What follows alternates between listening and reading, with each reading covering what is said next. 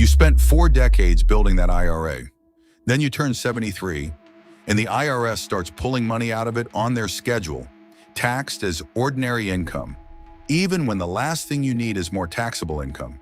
Miss the withdrawal, and the penalty alone is 25% of the shortfall. This is the required minimum distribution, and it blindsides retirees every single year. Here's the rule.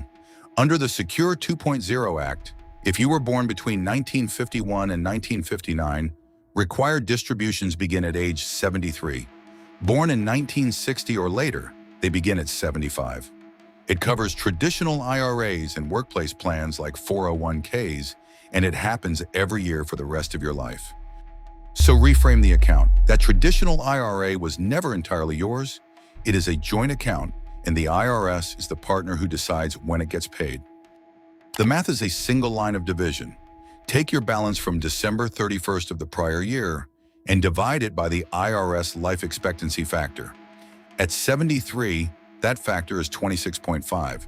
So a $500,000 IRA forces out $18,868, and you owe income tax on every dollar of it. And the factor shrinks every year. By age 80, it is 20.2, which forces $24,752 out of that same account. That income stacks on top of Social Security and pensions, and it can push a retiree into a higher bracket, up to a 37% top federal rate. You did the saving. The IRS sets the schedule. The tax bill is only the first hit. Medicare premiums are keyed to your income from 2 years earlier. One large forced withdrawal can carry you over the surcharge line, and suddenly you are paying higher premiums for the exact same coverage for an entire year. And the penalties are unforgiving. Miss a distribution, and the IRS charges 25% of the shortfall, 10% if you correct it fast. You may defer your very first one until April 1st of the following year, but that stacks 2 taxable withdrawals into a single year, which can make the bracket problem worse, not better. Now, the one account the IRS leaves alone, the Roth IRA.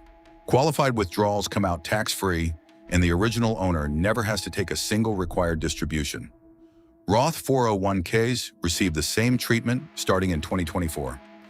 So the real question is not how big your IRA has grown, it is how much of it you actually get to keep. This is why the smart money starts a decade early. Between leaving work and age 73, many retirees pass through a low-income window. That is when you convert slices of the traditional IRA into a Roth.